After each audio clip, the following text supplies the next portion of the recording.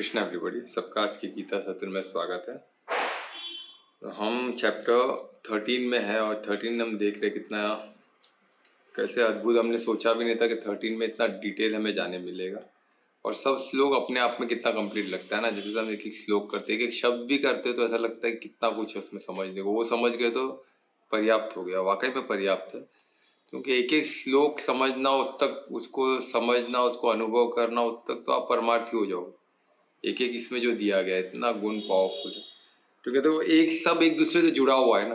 कोई भी एक चीज हम पकड़े तो बाकी सब भी होना चाहिए, उसके बगैर वो हो नहीं सकता। तो हमको क्या है, जब एक को ही पकड़ते हैं, जैसे क्रिकेट खेलते टाइम पे हमको क्या है, क्रिकेट को हम पकड़े तो फिटनेस भी आ गया, डिसिप्लिन भी आ गया, सब आ गया। तो उसी तरह ये जो परमार्थी परम धाम पहुंचना, ये हमको जो चीज हमको परम धाम यानी आसक्ति बोलते, अनासक्त होना, समर्पण आना, ये करने से समर्पित हम हो ही जाएंगे परमात्मा को इजीली। और वो उस तरह से सोचे ना तो ऐसा लगेगा सब सिमिलर है, ऐसे लगता अलग है पर सब हमको परमार्थी, सब हमको क्या समर्पण की बात सिखा रहा है। सब सब हमको क्या बता रहा है, पावर बता रहा है परमात्मा का। जब एक पावरफुल चीज है तो उसके सामने बाकी सब चीज छोटी है ना, उसको पकड़ लो। वही हमको उसमें सब देखने मिलता है। और श्लोक 8 का हमने एक बहुत इंपॉर्टेंट टॉपिक में लास्ट में रखा था, आचार्य उपासना पर। बहुत इंपॉर्टेंट टॉपिक था, तो टाइम हो गया था इसलिए कल कर नहीं पाए, तो अभी हम करते हुए आगे बढ़ेंगे। ठीक है, तो पर ये इंपॉर्टेंट टॉपिक जैसे आचार्य उपासना है, इसका क्या है परमात्मा, उसके बाद हम श्लोक 9 करेंगे रिवीजन करते हुए 8 को। तो हम परमात्मा से प्रार्थना करें कि इंपॉर्टेंट श्लोक को सब हम समझ सके, जीवन में उतार सके। स्पेशली आचार्य उपासना, जो गुरु का महत्व तो क्या है, वो भी हम देखेंगे एक साधक के पॉइंट ऑफ व्यू। ठीक है, और उसमें परमात्मा का मदद, हमें आशीर्वाद मिले। तो प्रार्थना करते हुए आगे बढ़ते हैं। दोनों हाथों को नमस्कार मुद्रा में हृदय के पास लेके आइए। परिशुद्ध प्रेम अनन्य भक्ति से परमात्मा को याद करें, उनको धन्यवाद दे इस ज्ञान के लिए, उस हर पल के लिए, उस हर प्रसाद के लिए जो अब तक में मिला। आगे भी उनका आशीर्वाद मिलता है, मार्गदर्शन मिलता है। इसे प्रार्थना करते हुए हाथों को दर्शन करें। हाथों की ऊर्जा को आंखों में, चेहरों में लगाए। ओम श्री गणेश। तो हम स्टार्ट करते हैं। जैसे बताया था चैप्टर 13 में हम श्लोक 8 हमने कंप्लीट किया, तो 8 से 12 हमने देखा कि ये सब हमको किस दिशा में लेके जा रहे, हम देखा डिटेल में। और ये क्या, हम क्षेत्र तो हमने कर लिया था, तो अभी क्षेत्र के अलावा हमें क्या करना है ना। ज्ञान को किस तरह, हमको ज्ञान को क्रिया में कैसे प्रवृत्त करना है, उसको एक्सपेरिमेंटल कैसे करना है ना। क्या क्या करने से हम परमार्थी हो सकते हैं, या क्षेत्र को परफेक्ट, क्षेत्र में रह के उसको परफेक्ट किस तरह यूज कर सकते हैं, है ना। वो क्षेत्र के अलावा की चीज है, क्षेत्र के बाहर की चीज है, यानी क्षेत्र में ही करना है, पर वो क्षेत्र मान के नहीं करना। तो वो क्या चीज है वो हम देखें, है ना। तो इसमें से हमको धीरे धीरे वही आएगा कि हम क्षेत्र नहीं है, हम क्षेत्र ज्ञान की बात कर रहे हैं, है ना। क्षेत्र को समझने की शक्ति से, क्षेत्र को किस तरह साक्षी बन के किस तरह उससे कार्य किया जाए, वो सब हम इसके थ्रू समझेंगे। तो हम देखें कि अभी श्लोक 13 है, श्लोक 13 में, चैप्टर 13 में श्लोक 8 में हमारी इंटरनल बात है कि हमारा इंटरनल अंदर से हम क्या करें, है ना। तो उसमें हमने देखा था कि एक मैं रिवाइज बाद में करूंगा। पहले हमने उसमें का एक इम्पोर्टेंट टॉपिक था आचार्य उपासना, तो उसको लेते हैं।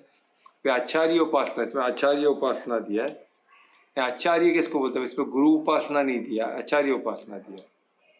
तो यानी आचार्य किसको कहते हैं, पहले हम देखेंगे आचार्य है और भी कुछ रहता है क्या टीचर्स के लेवल पे, तो बहुत कुछ रहता है। आचार्य किसको बोलते हैं, जो वेद पुराण के सब ज्ञाता हो, है ना।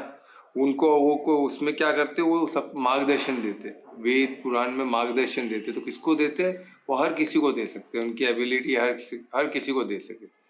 आचार्य उसको बोला जाता है जो वेद और जो भी अध्यात्म की चीजें, जो भी श्रोत्र हम जानते हैं, वो सबको ज्ञाता है, सबको जानते हैं, उनसे हम जानकारी ले सकते, है ना।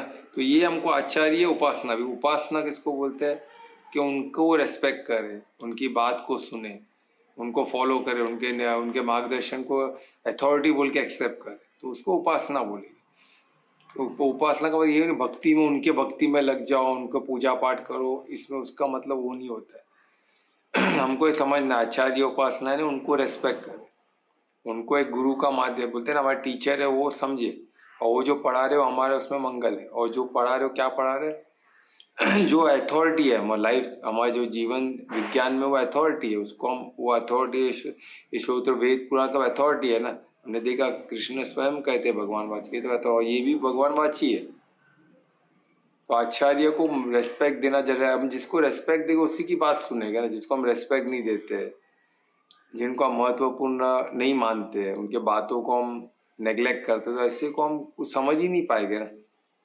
तो इसलिए उपासना का वो शब्द क्यों दिया है कि उनको हम रेस्पेक्ट दें, उनकी बातों को अथॉरिटी बोल के माने।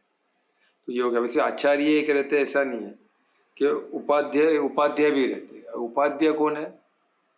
उपाध्याय जो एक एक सब्जेक्ट के टीचर, जो एक्चुअली वो भी सबके ज्ञाता है, पर वो क्या छोटे छोटे स्टूडेंट्स को पढ़ाते, वो सब्जेक्ट पढ़ाते, है ना। तो उपाध्याय से अलग अलग ये दिया, तो इसमें आचार्य में वो सब आ गए। ऐसा नहीं कि सिर्फ आचार्य है तो बाकी सबको नेग्लेक्ट कर देना, ऐसा नहीं। सिर्फ आचार्य को मैं रिस्पेक्ट दूंगा, बाकी इसको नहीं दूंगा, ऐसा नहीं है। जो भी वेद पुराण के इतिहास सबको अलग अलग पदवी के हिसाब से अलग अलग बोला गया। तो उसको हम सबको, जैसे ऋषि है तो ऋषि को वो भी वेद पुराण के ज्ञात है, पर वो क्या है, वो तपस्वी भी है, वो तपस्या भी करते, तो उनको ऋषि बोला गया। तो वो सिर्फ सिर्फ ज्ञाता ही नहीं है, वो तपस्या भी करते, और तब भी की, है ना। उस सबको, उसमें सबको ज्ञान को सब समझ के फिर उन्होंने तप में भी अपना जीवन बिताया।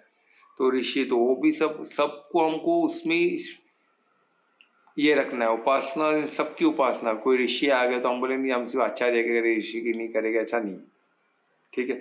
अभी इसमें आचार्य और आचार्य भी होते हैं, और उसके ऊपर प्रधान आचार्य भी होते हैं। प्रधान आचार्य कौन है? जो एक शिक्षक बोलते हैं प्रधान, यानी प्रधान सबसे ऊपर। तो वो कहते हैं एक विद्यालय या कोई भी एक संगठन है, उसके टॉप पे जो बैठे, यानी बोलते हैं प्रिंसिपल बोल सकते हैं, उसके जो अध्याय, उसके जो संभालने वाले, पूरे उसके कार्यभार को संभालने वाले। शायद वो पढ़ाते भी नहीं रहेंगे हमें, और वो टॉप पे बैठे प्रिंसिपल है, वो शायद स्कूल में आके आपको नहीं है कि क्लास में आके पढ़ाते नहीं है, आप डायरेक्टली आपके एजुकेशन में डायरेक्टली इन्वॉल्व नहीं है। तो हमसे हमारे आचार्य को लगे उनको रेस्पेक्ट नहीं दिया, ऐसा नहीं। तो ये हमको समझना है कि जो भी पूरा जो चेन है, जिधर से भी ज्ञान प्रदान होता है, उसको तो मैनेज करने को जो प्रधान आचार्य, उनके नीचे आचार्य, उनके नीचे उपाध्याय, जो भी है ना, वो सबको हमको रेस्पेक्ट करना। तो फिर गुरु कौन है? अभी ये हमको समझना है, गुरु किसको माना जाए। अभी इसमें जो ऊपर का जो भी मैं बता रहा हूँ, आचार्य, सब हमको गुरुकुल में मिल जाते हैं। और आज के मॉडर्न में हम स्कूल में टीचर्स बोलते हैं, प्रिंसिपल बोलते हैं, अलग अलग वर्ड, या अभी इंग्लिश में वो सब बोलते हैं, पर वही आचार्य, वही शिक्षक, उसको ये बोला अध्यापक, ये जो भी बोला वही वही है, पर उनको नाम अलग तरीके से हम बुलाते हैं। पर वो सब कौन है? माध्यम क्या पढ़ाने का, पर वो क्या पढ़ाते हैं? मॉडर्न सब्जेक्ट पढ़ाते हैं, और हम उनको भी रेस्पेक्ट देते हैं, क्योंकि वो भी किसी तरह हमको नॉलेज प्रदान करते हैं, है ना। पर ये नॉलेज और वेद पुराण का नॉलेज, दो चीज में बहुत अंतर है, ये हमको समझना है। ये अक्षर ज्ञान पढ़ाने वाले टीचर, वो भी रेस्पेक्ट उनको भी करना है, उनको भी रेस्पेक्ट देना, पर वो इक्विवेलेंट नहीं है आचार्य के, ये हमको समझना। हम उनको इक्वल नहीं कर सकते। तो गुरुकुल के आचार्य, जो गुरु, ये जो अथॉरिटी की स्टडी हमें पढ़ाते, वो लोग ही अलग होते, उनका पढ़ाने का तरीका सब कुछ भिन्न होता है। वो कोई एक पर्टिकुलर, बोलते ना, एक पर्टिकुलर किसको कॉपी नहीं करते, या उनका क्लासरूम ट्रेनिंग नहीं रहता उनका, इनका तरीका अलग रहता है। तो उस सब चीज को हमको रेस्पेक्ट देना। किसी का एकदम यूनिक होगा, भिन्न होगा, पर हमको रेस्पेक्ट देना पड़ेगा, क्योंकि वो क्या है, वो अथॉरिटी के टीचर, वो सब्जेक्ट जो लिए वो अथॉरिटी, हमको जीवन विज्ञान का सब्जेक्ट है ना, और ये अक्षर ज्ञान का सब्जेक्ट, हमको कमाने में, हमको कम्युनिकेशन में अपने एक पर्टिकुलर जगह पे वो सब हेल्प हो सकता है। तो वो तो आपको हमेशा लेते रहना है कि जब हम कोई काम करे तो काम के प्रति, कौन सा काम कर रहे उसका भी तो ट्रेनर कोई देगा, ट्रेनिंग देगा। जब हम ऑफिस में आते हो तो भी एक ट्रेनर रहता है ना, हमको कंपनी के बारे में बताने के लिए, फिर प्रोडक्ट के बारे में हमको नॉलेज देता है, फिर वो अलग अलग डिपार्टमेंट के बारे में नॉलेज, फिर आपका कम्युनिकेशन कंपनी में कैसे करना है, आपको कंपनी में क्या बिहेव करना है, क्या कंपनी का आपका एक्सपेक्टेशन है आपसे, है ना। वो सब कौन बताता है? उधर भी एक ट्रेनर रहता है। तो वो ट्रेनर इंपॉर्टेंट है, बिल्कुल इंपॉर्टेंट है, पर कहाँ तक? आपको कंपनी के नॉलेज तक। आप उसको आचार्य बना के सर पे बिठाओगे तो नहीं चलेगा। तो क्या पढ़ा रहे हैं वो भी तो इम्पोर्टेंट है ना। सिर्फ हम बस हर कोई पढ़ा रहा है तो बस वो पैसा कमाना सिखा रहा है तो वो भी आचार्य, ये भी आचार्य, ऐसा नहीं होता। पैसा कमाना सिखा रहा है वो भी एक ट्रेनर है, वो भी एक टीचर है, ठीक है। तो वो रेस्पेक्ट, हमको पैसा कमाना तो हमको वो भी सीखना पड़ेगा किस तरह कमाएगा। तो वो धार्मिक है कि अधार्मिक, को कहाँ से मालूम पड़ेगा? जब हम आचार्य से वो सब धर्म अधर्म सब सीखेंगे तब हमको पैसे का कमाने का तरीका सही है कि नहीं वो मालूम पड़ेगा। अगर वो गलत लग रहा है तो हम बोलेंगे भाई ये मैं नहीं कर सकता हूँ, ये धार्मिक नहीं मान लगता है मुझे, तो मैं नहीं कर सकता हूँ। तो वो कहाँ से चॉइस देगा? तो उधर आप उसको अब ना बोल सकते हो, उसको रिजेक्ट कर सकते हो आउटसाइड, क्योंकि अथॉरिटी नहीं, आपको समझना है कि वो हमारा अथॉरिटी, जो हम अथॉरिटी, जो इम्पोर्टेंट चीज हमने जो पढ़ा है धर्म अधर्म के बारे में, जो मेन है, जो मूल ज्ञान है, वो हम समझ गए, फिर उसके बेसिस पे हम बाकी का इवेल्युएट कर सकते हैं, किसी को रिजेक्ट कर सकते। पर ये जो पढ़ाई है, ये आचार्य ऐसे, ये जो पढ़ाई है, जो अथॉरिटी की पढ़ाई, जो वेद पुराण की पढ़ाई है, गीता की पढ़ाई, ये बहुत इंपॉर्टेंट है, ये हमको समझना है। इस पे कोई कॉम्प्रोमाइज हम नहीं कर सकते। उसमें जो लिखा है उसी को हमको मान के चलना, उसमें अपना कुछ हम घुसा नहीं सकते, है ना। वही धर्म है, वही अथॉरिटी है, वही परफेक्ट है, ये पकड़ के चलना है, क्योंकि वो भगवान वाच है, वो कृष्ण वाच है, ये पकड़ के चलना है हमको, है ना। गीता है तो उसको उसी तरह देखना, ठीक है। तो ये हो गया। अभी गुरु क्या है फिर? अभी ये सब हमको गुरुकुल में मिलेंगे, हम खुद उनके पास जाएंगे, गुरुकुल में जाएंगे तो ये आचार्य ऋषि सब रहते हैं उधर, ऋषिवर सब रहते, अध्यापक सब रहते उधर। तो उधर जाएंगे, उनको रेस्पेक्ट देके उनसे वो ज्ञान जाता तो हम पढ़ेंगे, ये क्लियर हो गया। तो हमको पता है वो किधर रहते, क्या रहते। पर गुरु का ऐसा है क्या? गुरु का नहीं पता ऐसा। गुरु स्वयं परमात्मा आपको देते, ये हमको समझना। तो उसके लिए हमको साधक बनना पड़ेगा। ये मैं एक साधक के पॉइंट ऑफ व्यू से बताऊँ तो कि मेरे क्या होता है ना, आज कोई गुरु ऐसा हमको, अच्छा डायरेक्ट गुरु भले वो बोलते खुद को गुरु, कोई बोले मैं सदगुरु हूँ, मैं ये गुरु, जो भी बोलते हैं, पर गुरु आपको कौन देगा? परमात्मा ही प्रदान करते हैं। उसकी हमारी लायकी नहीं कि हम खुद के लिए खुद गुरु ढूंढ सके, ये पॉसिबल नहीं। हम खुद के लिए खुद गुरु नहीं ढूंढ सकते। पर जब गुरु हमको परमात्मा हो, गुरु कैसे मिल सकते हो? किसी भी तरह हो सकते हैं, कोई व्यक्ति में हो सकता है, कोई इवेंट में हो सकता है, कोई चीजों में हो सकता है। हम साधक बन गए तो हम हर चीज में सीखते हैं। और सीखते क्या सीखते हैं? अनुभव सीखते हैं, है ना। क्या सीखते? ज्ञान सीखते। ज्ञान क्या है? Right use of knowledge. Knowledge हमको इनसे मिलेगा, आचार्य से, उपाध्याय से नॉलेज इंफॉर्मेशन मिलेगा। और आचार्य उपाध्याय प्रधान उपाध्याय ऋषि, इनसे हमको क्या मिलता है? अथॉरिटी का इंफॉर्मेशन मिलता है। वेद में क्या लिखा हुआ है, गीता में क्या लिखा हुआ है, सब हमको मिलता है उसमें से। तो वो इंफॉर्मेशन हम हमारे बुद्धि में याद करते हैं, कुछ कुछ हम लोग उसको परखते हैं, उसको हम मेमोराइज करते हैं, उसका मनन चिंतन करते हैं, है ना। वो सब उसको मत्थे सब करते हैं, फिर साधक बन के उसको साधते हैं। और उसको अनुभव हमको कम होने लगे। जब ज्ञान में कब परिवर्तन होगा? जब हमको जब हम साधक बन के उसको एक्सपेरिमेंटली देखने जाएंगे, यानी कि इवेंट में देखने आए, ये इवेंट हुआ तो ऐसा क्यों हुआ, उसको जब क्रॉस को उसको हम करते हैं तो इवेंट हमको गुरु बन के हमको सब सिखा देगा। वही हर चीज हो सकता है, कोई व्यक्ति, कोई ऑब्जेक्ट, कोई इवेंट, है ना। कोई चीज घटित हो गया तो उसके पीछे क्या सीख थी, है ना। मैंने एक कार्य किया तो उसके पीछे में वो क्या सीख मिला, तो कार्य ने आपको एज ए गुरु सिखा दी। तो ये अभी व्यक्ति का गुरु, कोई व्यक्ति गुरु मिलता है। जैसे अर्जुन को कृष्ण मिल गए गुरु, अर्जुन ने कृष्ण को गुरु माना, उनको सरेंडर किया। तो ये व्यक्ति मिलना है अद्भुत है। क्यों?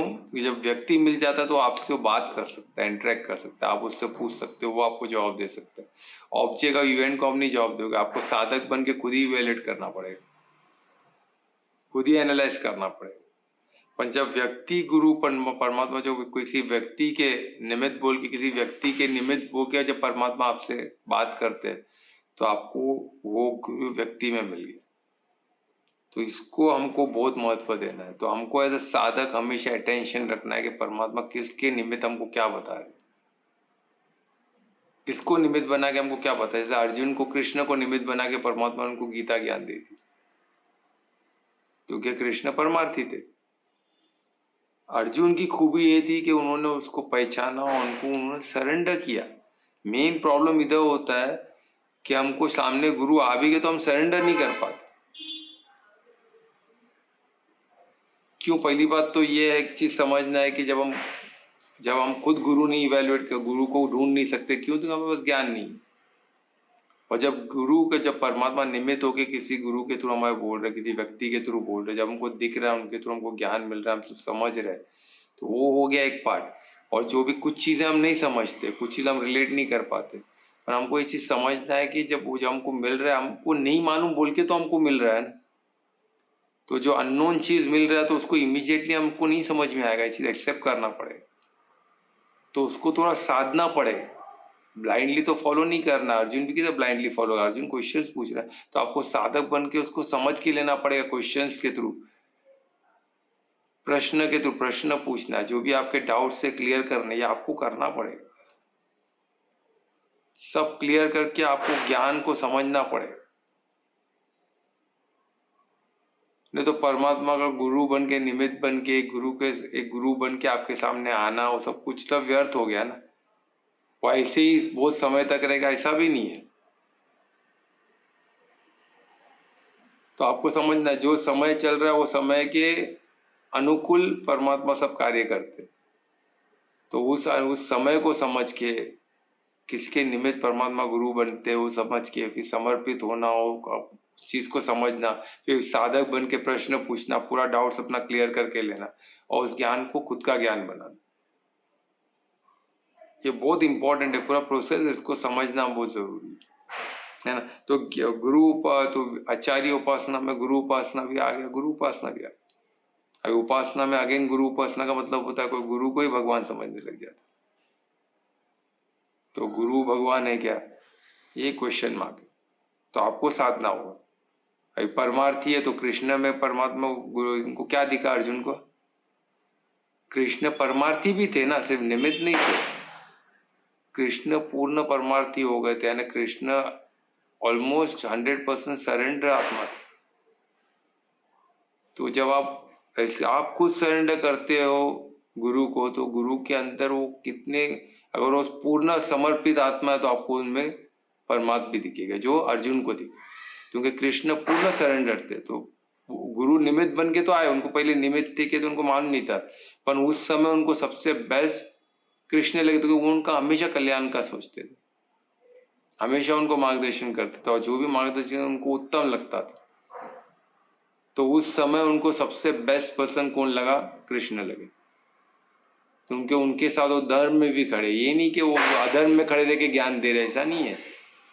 गुरु का सबसे बड़ा इम्पोर्टेंट, वो खुद धार्मिक रहते। ऐसा नहीं हो सकता कोई गुरु अधर्म कर रहा आपको धर्म की ज्ञान दे रहे, ऐसा हो ही नहीं सकता है। जैसे वो गुरु उधर थे, अधर्म में थे ना, उनके मेन जो गुरु थे, जो उनको गुरुकुल में सिखाया, जो आचार्य बोल सकते उपाध्याय, उनको गुरु बोला गया है। तो इधर उनको गुरु बोला, तो उनको गुरु मानते अपना, कि उन्होंने मेरे को छोटे से अभी तक पढ़ा है, गुरु द्रोण। तो अभी वो ऑपोजिट साइड थे ना, तो उनको तो ही ना बना सकते, उनको समर्पित नहीं किया जा सकता, क्योंकि वो अधर्म के साइड पे खड़े, तो वो अभी गुरु के चौकड़ी से निकल गए।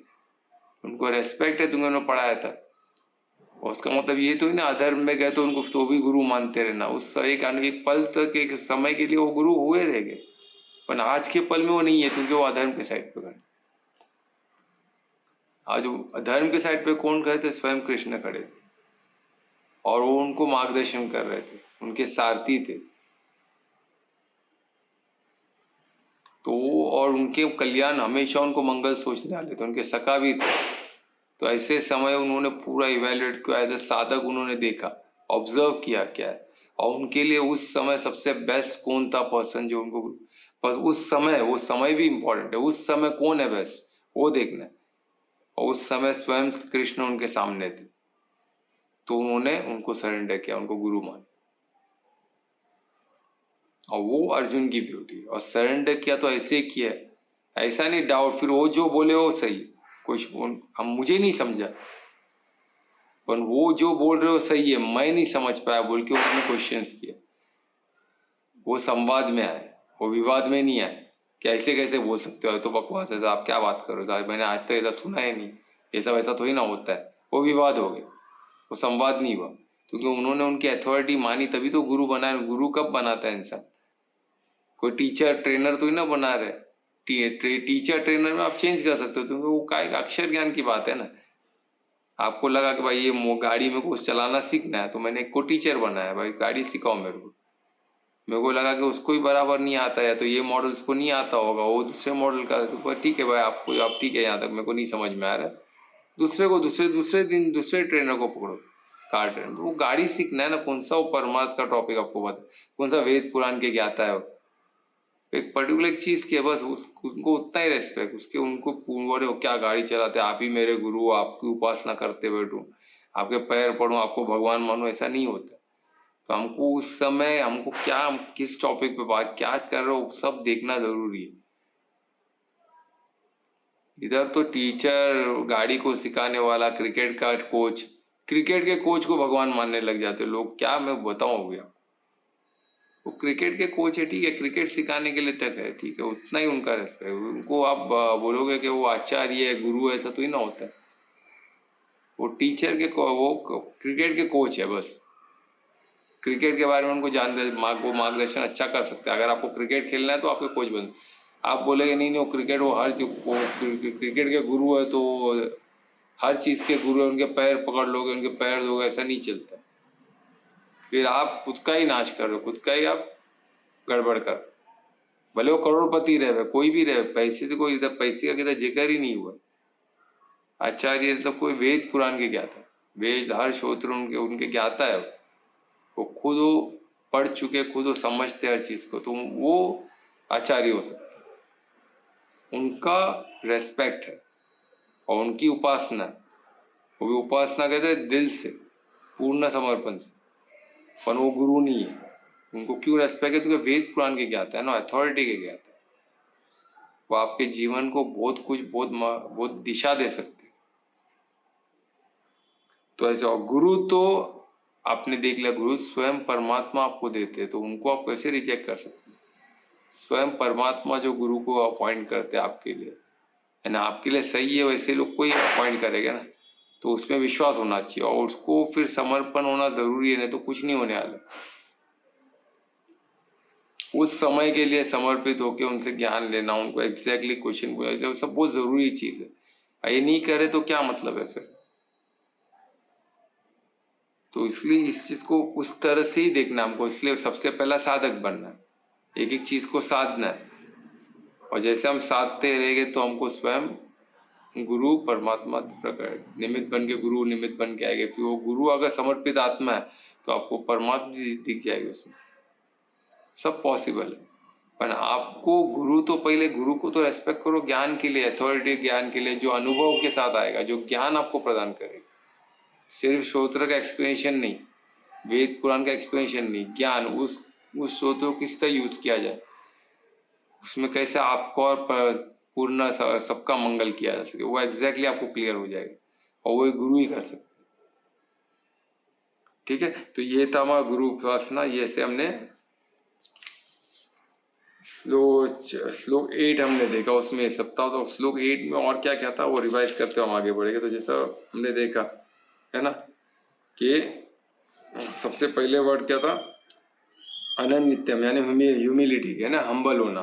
तो उसके बाद था हिपोक्रेसी, ढोंग से, बनावट से मुक्त रहना, है ना, अधम वित्वम, तो ये था, यानी ढोंग, बनावटी जीवन से दूर रहना, जो है ट्रांसपेरेंट, जो मैं हूँ, मैं क्या हूँ, मैं आत्मा हूँ, तो आत्मिक स्थिति मेरे के उस तरह खुद को प्रेजेंट करना, उस तरह जी।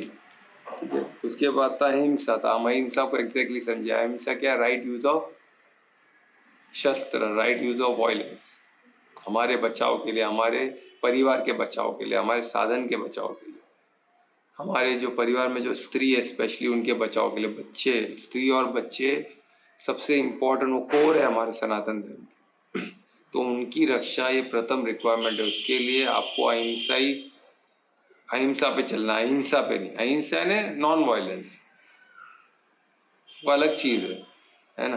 तो आपको कभी कभी किधर किधर आपको अहिंसक बनना है, आपको अहिंसा पे चलना पड़ेगा, पर आपको अहिंसा हमेशा याद रखना है। अब शस्त्र नहीं उठाना, आप अहिंसा पाल रहे हो, पर जिधर उठाना उधर अहिंसा पाल रहे हो, अब हिंसा को यूज करो, क्यों, आप अहिंसक हो, आप हिंसा इसलिए नहीं कर रहे हो कि आपको उधर स्वाद के लिए नहीं कर रहे, आप परिवार के, आपके परिवार में जो स्त्री है, जो सनातन धर्म में स्त्री और बच्चों का जो महत्व है उनकी रक्षा के लिए, आपके क्षेत्र की रक्षा के लिए, आपके बॉडी की रक्षा के लिए, उसके लिए आप शस्त्र उठा सकते हो। ये आज का लॉ भी बोलता है, आज भी लॉ में कि आपके ऊपर कोई हमला करने आया है, कोई स्त्री पे कोई हमला कर रहा है, कोई बच्चों पे कोई, तो आप उधर रोक सकते हो। ये आज भी लॉ बताता है, ऐसा नहीं कि नहीं बताता। ठीक है, तो ये था। फिर उसमें शांति का हमने देखा, शांति कैसे टॉलरेंस और फॉरगिवनेस से किस तरह शांति आती है। हम आंतरिक शांति की बात कर रहे हैं, है ना, बाहर की शांति नहीं। बाहर तो पर चिंतन में तो हमको पढ़ना ही नहीं है। अगर बाहर की शांति, हम आंतरिक शांति के बाद ही बाहर की शांति की स्थापना कर सकते, कुछ सोच सकते, फिर आंतरिक शांति को ज्यादा महत्व दिया। ठीक है, फिर तो दूसरा अर्जना, अर्जना यानी सिंप्लिसिटी, एकदम सिंपल रहना, ट्रांसपेरेंट रहना। ये बहुत इंपॉर्टेंट है। जो मन, मनसा, वाचा, कर्मणा तो एक होना चाहिए। अलग अलग थॉट कुछ और है, बोल कुछ और, कर कुछ और है, तो वैसा नहीं। फिर आचार्य उपासना हमने देखा, है ना, कि गुरु उपासना है, गुरु स्वयं परमात्मा, आचार्य जो अथॉरिटी हमको पढ़ाते वो उनकी उपासना। और बाकी जो गुरु, जो बाकी जो टीचर है, जो उपासना, वो सब क्या है, वो सब भी रेस्पेक्ट के, वन कितना उनको उतना ही, यानी रेस्पेक्ट तो हमको हर इंसान को देना है। वो उनको हम रिजेक्ट कर सकते हैं कि मेरे को नहीं सीखना है, मॉडल आपको नहीं आता है तो सॉरी, मैं वो मॉडल जिसको आता है उससे सीखना पसंद करूंगा। स्ट्रेट आप बोल सकते हो, उसमें कोई ये नहीं है। उसके बाद शौच हमने देखा, इंटरनल क्लीननेस, एक्सटर्नल क्लीननेस हमने देखा। इंटरनल क्लीन, एक्सटर्नल क्लीननेस तो रखना ही है, उसके साथ साथ इंटरनल क्लीननेस का बहुत महत्व है। सबसे पहला इंटरनल क्लीननेस, वो सबसे इंपॉर्टेंट। वो कैसे आएगा, प्योरिटी। प्योरिटी किसकी, मन और बुद्धि की, शुद्धि भी उसकी। और आज के तारीख में तो इतना डिटोरिएट हो चुके हैं, हम अब डिटॉक्स की बात कर रहे हैं। पहले तो शुद्धि, प्योरिटी की बात करती है ना, कि भाई प्योर मन बुद्धि प्योर करो, हो गया काम। अभी तो डिटॉक्स करना पड़ता है कि ऑर्गन को, बॉडी, लिवर डिटॉक्स, है ना, किडनी डिटॉक्स, स्किन डिटॉक्स, है ना, डाइजेस्टिव सिस्टम का डिटॉक्स, हर चीज में टॉक्सिक पहुंच चुका है। तो डिटॉक्स जरूरी है, बिल्कुल डिटॉक्स जरूरी है। डिटॉक्स के सिवा आप गाड़ी आगे बढ़ ही नहीं सकती। तो डिटॉक्स भी हम कभी लेके किस तरह, आप घर बैठे बैठे किस तरह बॉडी को डिटॉक्स कर सकते हो, है ना, लीवर का कैसे कर सकते, किडनी का, ये हर हम कभी होगा तो वो भी हम लेंगे एक एक करके, और आप एक एक करके उसको डिटॉक्स भी कर सकते हो। ठीक है, वैसे भी हम करेंगे। एक दिन में एक ले गया तो एक वीक में एक ले गया, और उसका डिटॉक्स करना, जो भी हम सीखे उसको प्रयोग करके उसको डिटॉक्स करना। ऐसे करके हम धीरे धीरे हम खुद भी शुद्धि की ओर बढ़ सकते हैं, तो वो भी हम करेंगे। ठीक है, उसके बाद आया स्टेडफैडिनेस यानी स्थिरता, स्त्रियम यानी स्त्रियम यानी स्थिर रहना, है ना। स्थिर का महत्व हमने देखा, स्थिर रहना कितना जरूरी है। और किधर स्थिर रहना, गलत चीजों में नहीं, अधर्म के इसमें स्थिर नहीं रहना। उसमें तो हमको अस्थिर होना है, भाई क्या कर रहा हूं मैं, उसमें से निकलना है हमको। तो त्याग, है ना, वैराग्य, वो सब उधर आता है, वो हम किधर देखेंगे। पर इधर हम कोई आंतरिक स्थिरता की बात करें, आत्मिक स्थिति में हम जब भी पहुंचते तो स्थिर रहने की कोशिश करें। उधर अगर हम स्थिर, उधर बोलते ना, उधर हम ठहर जाए, वो जरूरी है। तो उसकी बात हो रही है। फिर आत्मा विनिग्रह यानी क्या करना है, इसमें सेल्फ कंट्रोल, हमने सेल्फ कंट्रोल का देखा। तो ये हमने ऐसा यानी निरीक्षण का भी देखा। सेल्फ कंट्रोल के साथ निरीक्षण करो, और जो हमारे काम का है, जो अधर्म है, उधर हमको रोकना है खुद को, और जिधर धार्मिक कार्य है उधर हमको मददगार बनना है। तो इस तरह सेल्फ कंट्रोल, नियंत्रण, खुद का नियंत्रण, निरीक्षण के बाद नियंत्रण, ये बहुत जरूरी है। तो ये सब हमने श्लोक 8 में देखा, जो 13 का इतना वंडरफुल, जो इंटरनल है, हमको क्या करना है, आंतरिक में क्या करना है। अभी हम श्लोक 9 करेंगे, जिसमें बाहर जो हो रहा है उसको हम कैसे रिएक्ट करें, है ना, उसको हम देखेंगे। तो श्लोक 9 कौन पढ़ने वाला है? मैं कर रही हूँ सर। तो मैं कल्पना श्लोक 9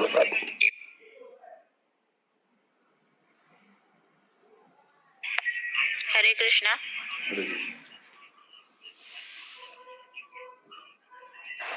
असत कीराभीष्वगः पुत्रदार गृहादिषु नित्यं च समचित्तत्वामिष्ठा निष्ठोपपतितपुरुषु। ये कौन सा किया तुमने? ये 10 किया लगता है कल्पना। कल्पना श्लोक 10 आपने पढ़ा है लगता है। 9 sir. 9 And हाँ इंद्रियां से चालू होता है ना, sorry हाँ तो 9 करो।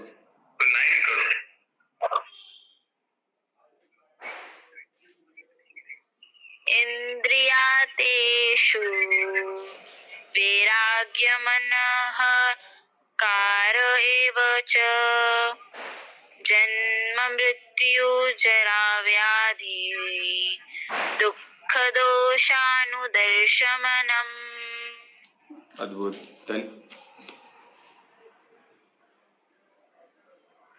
धन्यवाद कल्पना। तो देखे हमने अभी इसमें जो भारी दुनिया में क्या होता है, जो परचेतन बोलते हैं, बाहर से जो हमको, जैसे जेनेटिक में भी एपिजेनेटिक बोलते हैं, हम जो बाहर से जो लेते हैं और किस तरह हम हमारे जो जेनेटिक जो सिस्टम है जो जेनेटिकली कंट्रोल्ड है ना, हमको क्या खाना चाहिए क्या नहीं चाहिए, एक पर्टिकुलर हम जेनेटिक में गाइड है उसका, जो न्यूट्रिजन में गाइड है। तो बाहर से हम कैसे उसको कंट्रोल कर सकते हैं, बाहर हम क्या अंदर ले उस पर हम जान के, अंदर की स्थिति को जान के बाहर की स्थिति से हम कैसे एपिजेनेटिक को कैसे संभाले, खुद को कैसे संभाले। तो वही तरह यही उसी की दिशा में कि कैसे हम बाहर जो हो रहा है हमारे आसपास उससे हम खुद को कैसे बचाए। क्षेत्र हमारा है बॉडी में, हम अंदर से जो कर सकते हैं तो हम बाहर अंदर का हमने देखा क्या क्या है श्लोक 8 में। अभी 9 में बाहर क्या क्या हो रहा है, अभी उसका सबसे पहला हम देखेंगे। सबसे पहला जो था वो क्या है, इंद्रिय अर्थेषु, यानी सबसे बेस्ट तो वही ना, बाहर की हमको दुनिया कैसे मालूम पड़ती है अपने इंद्रियों से। आंख बंद करेंगे हम खुद को जान सकते हैं, पर बाहर का हमको मालूम पड़ेगा। अगर आंख की जो देख नहीं सकते उनको बाहर की दुनिया दिख नहीं सकती, यानी जो दृश्य है, जो रूप है, वो रूप उनके लिए एग्जिस्ट नहीं करता, कलर उनके लिए एग्जिस्ट नहीं करता, और जो सुन नहीं सकते उनके लिए ध्वनि एग्जिस्ट नहीं करता।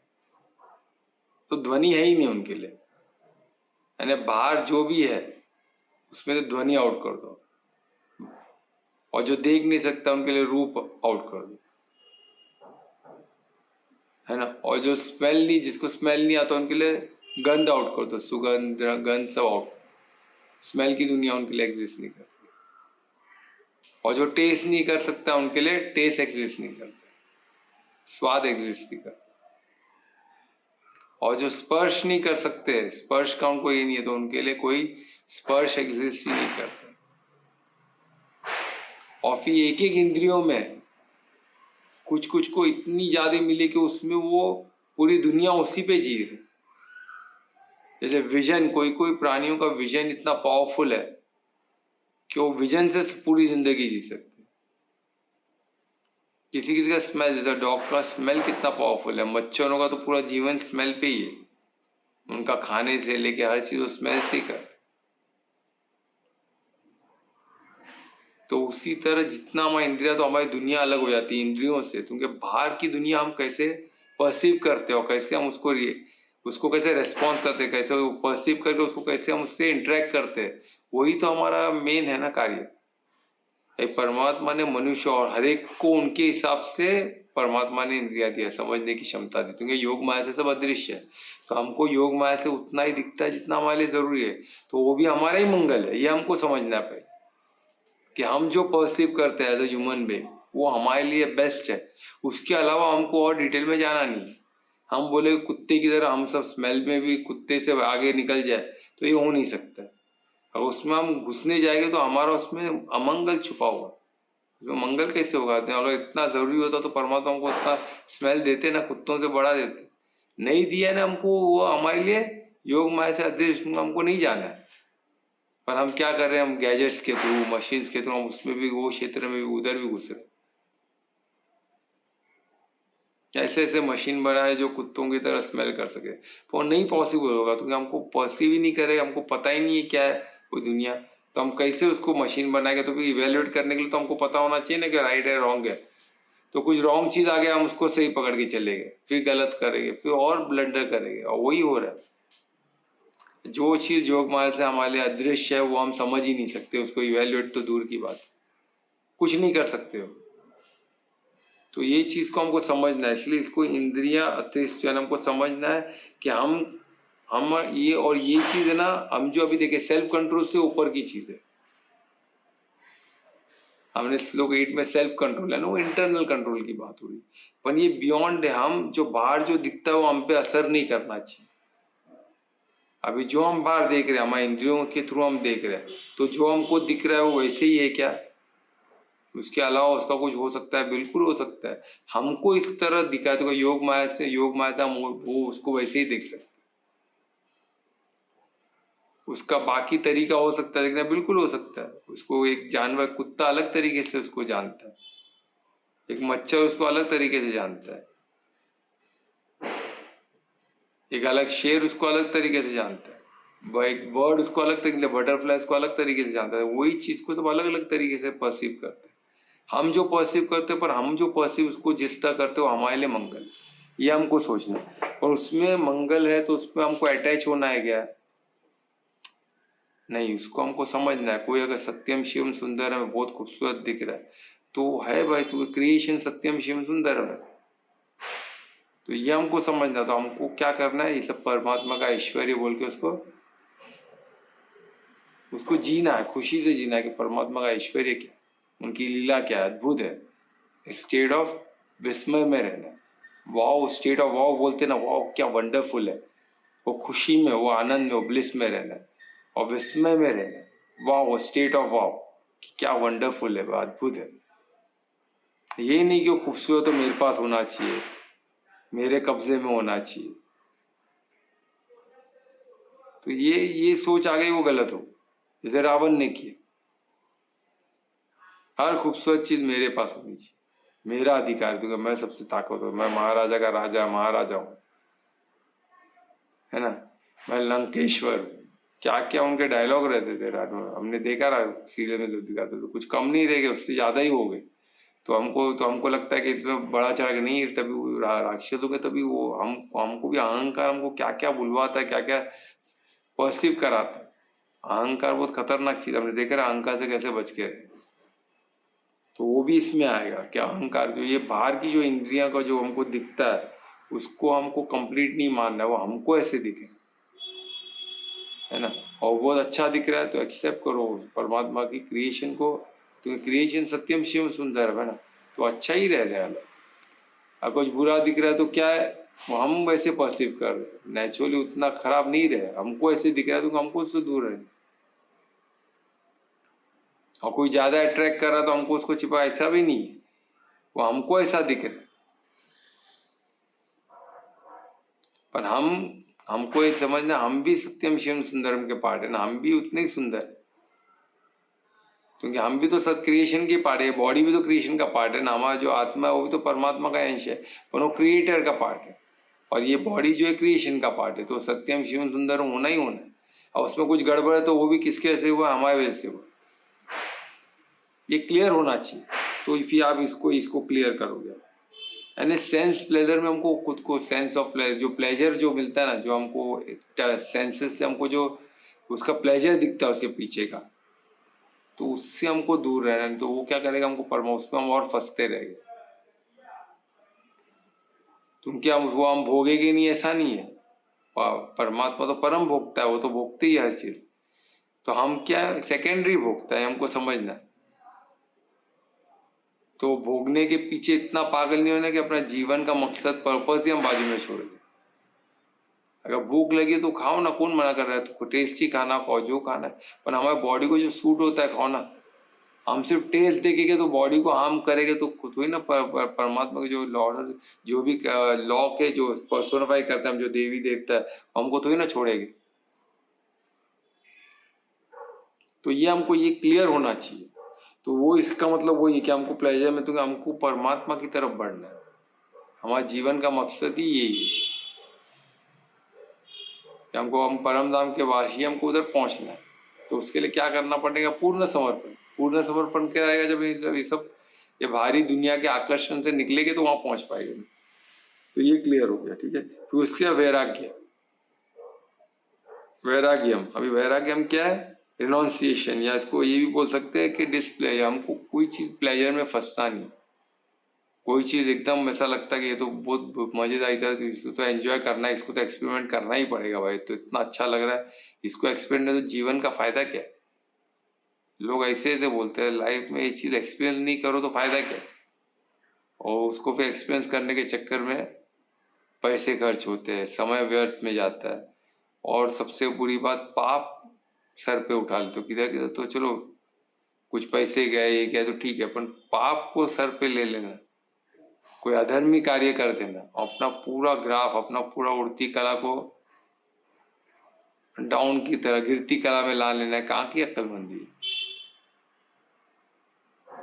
तो अभी हमको ये समझना है कि वैराग्य का इम्पोर्टेंट क्या है। वैराग्य का ये इम्पोर्टेंट है कि हमको बचाता है, वैराग्य अधर्म कार्य से ये सब बचाता है।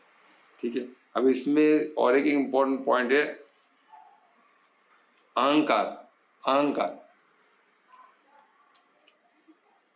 है ना, इसमें अहंकार, अहंकार का ऑपोजिट, उससे हमको बचना है ना, एब्सेंस ऑफ इगोटिज्म, यानी ईगो से दूर रहना है ना, अहंकार से दूर रहना। ठीक है, तो वो कैसे रहना है? अभी उसका ये पता होता है कि अहंकार की अनुभूति, अनुपस्थिति पकड़ लो, एक अनुभूति होती है, हम अहंकार को अनुभव कर रहे हो, एक अनुपस्थिति। अहंकार उपस्थिति नहीं है, वो कैसे होगा? परमार्थी होने। जब आप परमार्थी हो जाते हो तो आप अहंकार, तो आप बॉडी कॉन्शियस में हो ही नहीं। अब आत्मिक स्थिति में, आत्मिक स्थिति में भी आप कनेक्ट किससे हो कर रहे हो? परमात्मा से। तो परमात्मा से कनेक्ट कर दी तो आप तो एब्सोल्यूट ट्रूथ आपको मालूम पड़ गया, फिर आप थोड़ा भी फंसलोगे नहीं। तो आत्मिक स्थिति में आ जाना अपने आप में कंप्लीट नहीं है, आत्मिक स्थिति में आके परमात्मा से कनेक्ट होना, योग में आना, उनसे जुड़ना, वो कंप्लीट स्टेट। नहीं तो सिर्फ आत्मिक स्थिति में आ गए और हमने फिर भटक गए, उसका भी ईगो आ गया कि मैं आत्मिक स्थिति हूँ, मैं तो भाई आत्मिक स्थिति में आ चुका हूँ, बाकी लोग तो बॉडी कॉन्शियस में फटे हुए, फंसे हुए, इनको ये बॉडी कॉन्शियस में फंसे हुए, इनका तो क्या बुरा हाल होने वाला है, मैं तो सर, मैं तो टॉप पे हूँ। फिर उसमें अहंकार में आ गया तो फिर क्या हो गया? फिर आप आत्मिक स्थिति से फिर बॉडी कॉन्शियस में आ जाओ। तो हमको वो चक्कर से बचना है, तो हमको क्या करना है? अहंकार से बचना है। और अहंकार से बचने के बाद डायरेक्ट आत्मिक स्थिति में आने का, डायरेक्ट किधर? अहंकार हटा दिए तो हम आत्मिक स्थिति में आ गए। तो आत्मिक स्थिति में आके तुरंत मेहनत करना है परमात्मा से योग का, परमात्मा से कनेक्ट। एक बार परमात्मा से कनेक्ट हो गया तो आपको सत्य, सत्य का ज्ञान हो गया, एब्सोल्यूट ट्रूथ आपको पता चल गया क्या है, वो अनुभव ही अद्भुत होगा, सब कुछ क्लियर, तो सर्वज्ञ आता है, उनसे कनेक्ट कर दे तो ज्ञान का फ्लो आपके दिमाग में चालू हो जाएगा, अनइंटरप्टेड फ्लो। उनसे कनेक्ट करना है ना, प्राप्ति का पूरा दुकान खुल गया, भंडार खुल गया आपके लिए, जो लेना है लो, डायरेक्ट डाउनलोड, मांगने की भी तो डायरेक्ट कनेक्टेड हो गए तो आप डाउनलोड चालू। और ये कोई 5G का डाउनलोड नहीं है, जो स्पीड में डाउनलोड होता है वो अद्भुत है। तो ये हमको समझना। तो इसमें अभी इसके बाद भी, अहंकार के बाद अभी इसमें कुछ उन्होंने हर हर छोटे छोटे शब्द हमको बताया, ये कितने ब्यूटीफुल। ये सब अब देखो बाहर है ना, अहंकार हमको क्या करना है? बाहर हमको किसी से कंपेयर नहीं करना है, किसी को नीचा नहीं दिखाना है, ये बाहर की दुनिया की बात हो रही है। इंद्रियों को, जो बाहर को हम कैसे परसीव करते हैं वो महत्वपूर्ण है। हमको परसीव करते में क्या देखना है? कि वो मैं नहीं हूँ, वो सत्यम शिव, वो भी परमात्मा, उसके पीछे सत्य को देखना। वो सत्य कब देख पाओगे? जब आप परम, है ना, आप परमार्थी हो गए तो आप सब चीज में सत्य को देखो, सब चीज में परमार्थ को देखोगे। ठीक है, तो ये चीज हम देखें। तो अब इसके बाद आता है, अब इसके बाद के जो भी टॉपिक है, इसके लिए बेस्ट एग्जाम्पल है तो गौतम बुद्ध का एग्जाम्पल। गौतम बुद्ध को जन्म, मृत्यु, है ना, इसमें जो भी वर्ड दिया है वो सब उनको पता ही नहीं था। जन्म क्या होता है उनको पता ही नहीं था कि उनका जन्म, उनको सब चीज से दूर रखा गया था। मृत्यु नहीं मानता, मृत्यु होता क्या, कि उनको क्या जरा नहीं मानता, ओल्ड एज किसको बोलते वो नहीं मानता। फिर उनको व्याधि के बारे में, कोई डिजीज भी होता है उनको नहीं पता, तो उनको बताया नहीं, उनके पिताजी ने सबसे दूर रखा उनको, क्योंकि मेरे बेटे को सब इसका दुख थोड़ा भी नहीं होना चाहिए, है ना। तो दुख से दूर, दोष से दूर, अब दुख क्या है कि कुछ चीज की कमी महसूस होगी, तो कुछ चीज हमारे साथ गलत होगा तो हमको दुख लगता है, अन्याय होना, कुछ चीज की कमियां होना, तो वो सब क्या होता है, वो सब दुख का कारण बनता है। क्योंकि हमारे पास कुछ कम है, हमारे पास कमियां है, हमको कुछ चीज नहीं मिल रहा है, हम भूखे हैं, हमारे पास साधन की कमी है, तो लोग दुखी होते हैं। तो ऐसे दुख से भी गौतम बुद्ध को उनके पिताजी ने दुख, तो राजा थे ना, उनको सब प्रोवाइड होता था, तो उनको ये सब चीज मालूम ही नहीं था। तो वो सब चीज नहीं मालूम था, इसका मतलब वो अच्छे सरस थे, ऐसा नहीं है। तो क्यों नहीं है, तो कि वो जी रहे थे, पर एकाएक एक ना एक दिन तो मालूम पड़ना ही है ना। फिर दोष हमने देखा कि फॉल्ट में कोई फॉल्ट में आ जाता है, किसी चोरी पर उसको सजा मिलती है ना, ये सब होता। तो हमने ये सब देखा, तो कुछ किस्म की कमियां, कुछ या तो कोई हमारे में दोष है, कुछ कमी है। तो ये सब चीज हमको, इसमें सब चीज, ये चीज को क्या हमको याद रखना है, इस सब का क्या करना है, हमको दर्शन करना है, साक्षी बोल के इसको देखना है। तो गौतम बुद्ध जी को ये सब पता ही नहीं था, हमको तो पता है। उसके बाद भी हम क्या करते हैं, तो लास्ट पॉइंट इसमें जो दिया है, अनुदर्शन, इसका दर्शन नहीं करते। इसका तो हमको साक्षी बोल के दर्शन करना है, क्या है समझना है। अगर आप परमार्थी होकर इसको साक्षी बोल के देखोगे, तो आपके पास वो सब आपके मंगल के लिए आपको कन्वर्ट हो जाएगा। सबसे आपको फायदा होने वाला, किधर भी नुकसान नहीं होने, 101%। परमात्मा करने ही नहीं दे आपका नुकसान, वो तो चप्पड़ फाड़ के देते, जो भी देते भरपूर देते। हम कनेक्टेड नहीं है तो हमको नहीं मिल पाता, हमको कनेक्शन तो जोड़ना पड़ेगा ना उनसे।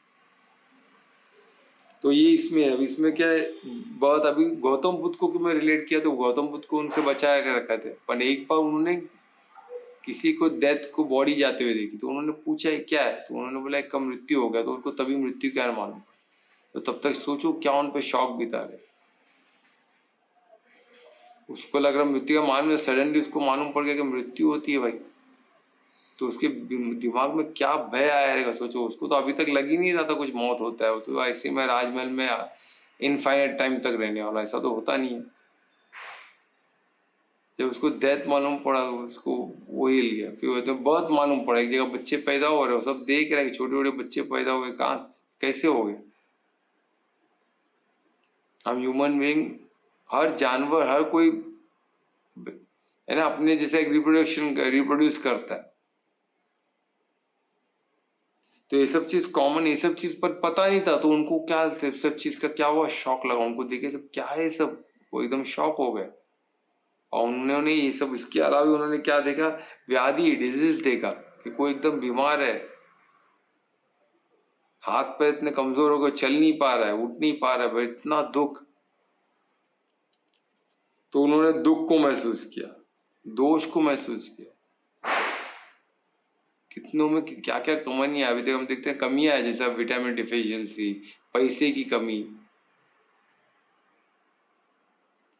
गौतम तो राजा के, उनके पास कोई कमी नहीं थी, उन्होंने ऐश्वर्य में जीवन जी जगा था। फिर उनको जब बाहर देखे तो वो ये हो गए, इतना उनको ये लगा कि उन्होंने वैराग्य, हर चीज से वैराग्य ले ली। तो वैराग्य में पहुंचने का, वैराग्य में पहुंचने का भी यही तरीका है, इस सब चीज को समझो, ये जो भी है सुख दुख जीवन मृत्यु सब है, एग्जिस्ट करता है, उसको जानो और उसका अनुदर्शन करो, उसको दर्शन में, उसको दर्शन करो, उसको याद रखो कि ये सब फैक्ट है। और इसको, ये सब कहां से आता है, हमारे फियर से आता है, ये हमारी उपज है, सब हमारी उपज है, हम ही सोचते रहते हैं इस सब चीज। पर क्या आत्मा को डेथ एग्जिस्ट करता नहीं होता, आत्मा का जन्म होता नहीं होता, हमें सब कोई भी चीज, मृत्यु होता नहीं होता, हमने देखा ओल्ड एज होता नहीं होता, आत्मा को कोई ओल्ड एज नहीं होता। तो हमने देखा कि ये क्या, दुख होता है, कोई दुख नहीं होता, तो स्टेट ऑफ ब्लिस में रहता है, अनंत है और स्टेट ऑफ ब्लिस परमात्मा का अंश है, तो उसको तो कोई दुख की बात नहीं है, कोई तकलीफ है नहीं। तो इस तरह अनुदर्शन का महत्व है। अनुदर्शन में क्या, ये सब चीज को क्या है, भूल जाना है इसको, या जैसे गौतम बुद्ध को सब नहीं दिखाए थे, तो सडनली देख लिया, उसने क्या किया, पूरा घर छोड़ दिया, उन्हें सबका वैराग्य ले लिया। तुमको इनको इतना धक्का पड़ा, इतना दुख है दुनिया में, तो उनको सोचो, उनको फर्स्ट टाइम उन्होंने, उनको पता ही नहीं था डेथ क्या होता, तो फर्स्ट टाइम देखे तो उनको तो शॉक लगेगा ही ना। तो हम जब रोज देखते, हम तो हमेशा देखते, हमको पता है सब, फिर भी फियर किस बात का है? उन्होंने डरा नहीं, वो डरे नहीं बिल्कुल, पर उनको फर्स्ट टाइम तो वो जानने निकले है क्या, तो साधक थे ना बस, देन उन्होंने वहां से रियलाइजेशन को हासिल किया, वहां से वो बुद्ध बने गौतम से, कि उन्होंने रियलाइज किया कि भाई ये सब तो पार्ट एंड पार्सल बॉडी है, मैं ये बॉडी नहीं हूँ, ये बॉडी का तो ओल्ड एज, मृत्यु, जन्म सब होते रहता है, कितने बार मैं चेंज हुआ, कितने बार मिट्टी में मिला, फिर उसमें से बना हूं। वही मिट्टी का कल कुछ और बॉडी था, आज कुछ और है, आगे कुछ और रहेगा, वही मिट्टी का अलग अलग बॉडी बनते हैं, तो बॉडी कंटिन्यूस बनते रहते। तो ये हमको समझना है, ये समझ के फिर हम उसका अनुदर्शन करना है, साक्षी बोल के उसको देखना है। अप एंड डाउन तो रहने ही वाला, तो मोड में ऑपरेट करेगी, सब प्रकृति का पार्ट है ना, तो प्रकृति तो मोड में ऑपरेट करेगी, तमो रजो सतो, तो वो हिसाब से हमारे इमोशंस रहेंगे, वो हिसाब से हम किसी को अट्रैक्ट करें, किसी को नहीं करें, किसी के दुश्मन बने, किसी के दोस्त बनेंगे। तो हमको ये सब याद रखना, हमको क्या चीज करना है, हमको धार्मिक कार्य करना और परमार्थी होना, भाई ये दो चीज को पकड़ के रखना। तो इसका हमने श्लोक 9 का हमने ये थोड़ा सा संक्षेप में देखा, तो इसको हम एडवांस में और डिटेल में जाएंगे, और साधक बोल के जाएगा तो और इसमें अच्छा रहेगा। तो ये प्रैक्टिकल पॉइंट्स है टोटल, है ना। तो कुछ क्वेश्चन तो पूछ सकते हैं श्लोक 9। सर गुरु का बता देते तो एकलव्य का कैसे किस पे रहेगा? वो द्रोणाचार्य का मूर्ति समझ के गुरु ये शिक्षा ले रहे थे ना, हाँ, तो उनको कैसे करेंगे, कैसे? अभी देखो उन्होंने गुरु बोल के उन्होंने मूर्ति, उन्होंने क्या किया, अपन परमात्मा ने उनको चोरी करके सीख रहे थे, वो गुरु तो उनको द्रोणाचार्य उनको चाहिए था, क्या ये बोलते ना, ऐसा जब परमार्थ आपको गुरु नहीं देते, आप खुद ढूंढने लगते हो ना, तो उसमें ये प्रॉब्लम। एकलव्य जीता जागता एग्जाम्पल का, परमार्थ ने उनको गुरु तो ही ना, परमात्मा तो ने उनको गुरु दिए, वो साधक नहीं बने ना, वो डायरेक्ट शिष्य बन गए। किसके? जो आचार्य के, जो आचार्य गुरु में, उनको गुरु मान के उन्होंने उनका स्टैच्यू बना के चालू कर दिया उसको।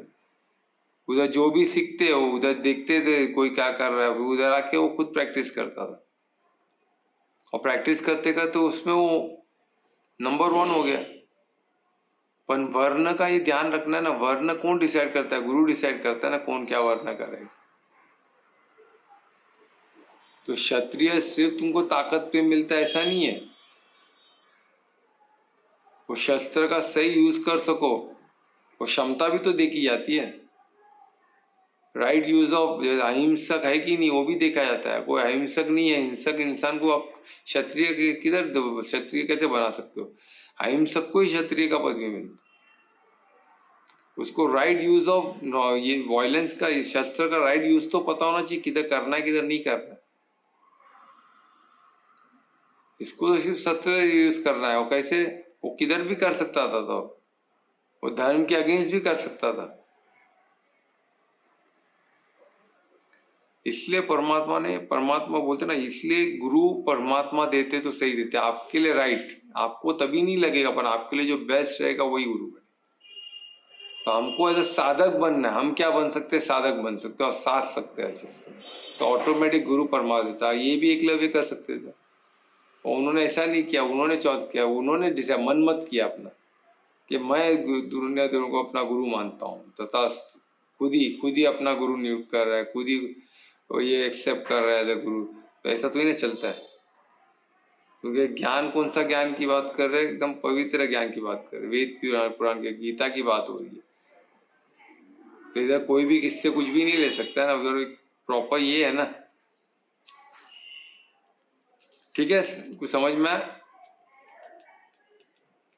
हाँ सर। ओके, और कोई question? Very good question Suresh. और कोई क्वेश्चन? नहीं है तो फाइनल कॉल फॉर क्वेश्चन नहीं है तो हम कीर्तन लेते। कौन आज कीर्तन करेगा? सर मैं कर रहा हूँ। हाँ, आज मंडे तो ऑफकोर्स, हाँ, तो मैं रिक्वेस्ट करूंगा दुर्वेश को, आज मंडे तो कीर्तन आज मंडे और शरद पूर्णिमा और कोजागिरी है ना, तो आज महालक्ष्मी पृथ्वी पे आई है, तो उनके लिए आज माँ लक्ष्मी अष्टकम कर रहा हूँ। अरे बहुत अच्छे, बहुत अच्छे। श्री गणेशाय नमः। ओम नमः भगवते वासुदेवाय। ओम श्री लक्ष्मी नारायण नमः। महालक्ष्मी अष्टकम। नमस्तु महामाये श्रीपीत सुरपूजिते शंख चक्र गदा हस्ते महालक्ष्मी नमस्तुते। नमस्ते गरुडारूढे कोलासुर भयंकरी सर्व पाप हरे देवी महालक्ष्मी नमस्तुते। महादेव्य च विद्महे विष्णुपत्नी च धीमहि तन्नो लक्ष्मी प्रचोदयात्।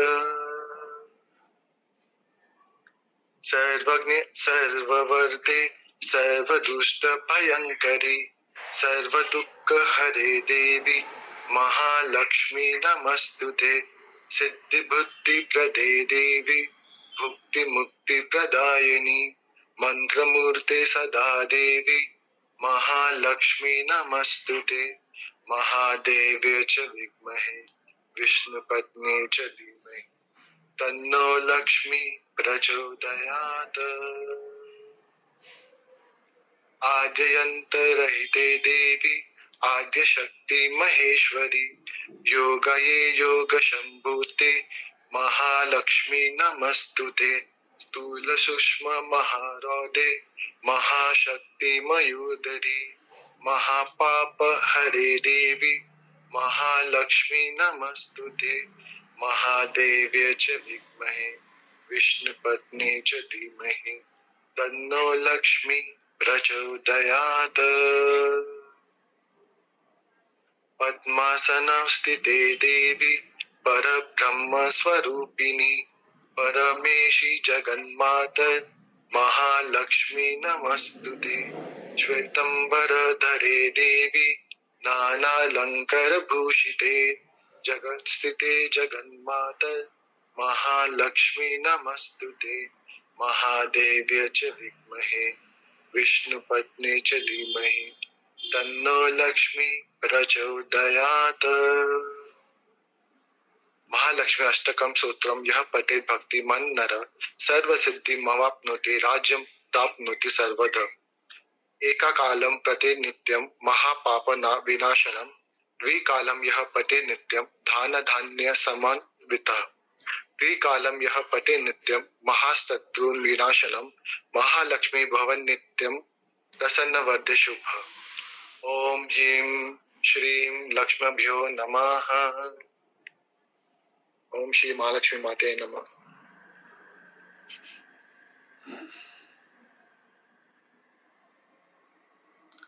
अद्भुत ध्रुवेश, बहुत अच्छा आपने किया है। बहुत बड़ा सरप्राइज था।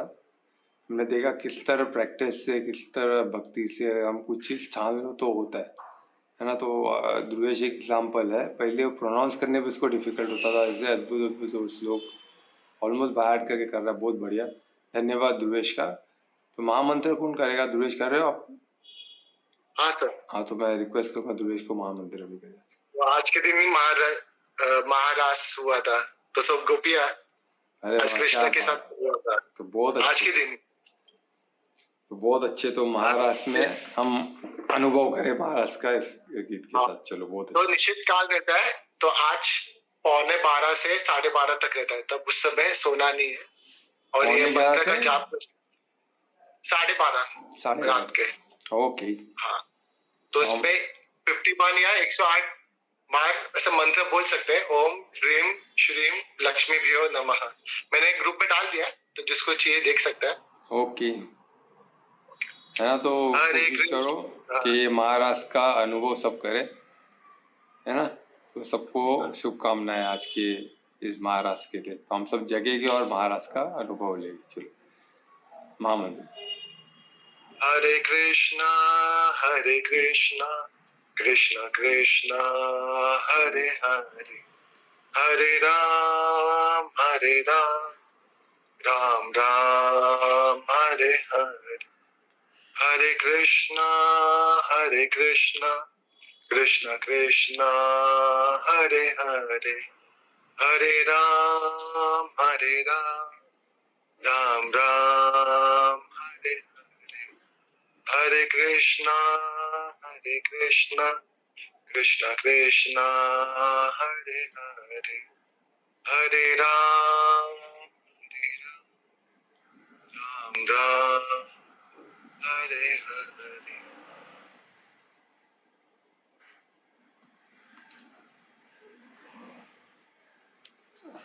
बहुत अच्छे ध्रुवेश। तो इस महामंत्र के साथ आज का सेशन यहाँ हम समाप्त करते हैं। सबका मंगल हो। आज हम महावरास को भी अनुभव करेंगे। तो सबको शुभकामनाएं, सबका मंगल हो। आज शुभ रात्रि। तो सबको धन्यवाद कल सर। 9 बजे शुभ रात्रि मिलेंगे। सर। धन्यवाद। शुभ रात्रि। शुभ रात्रि।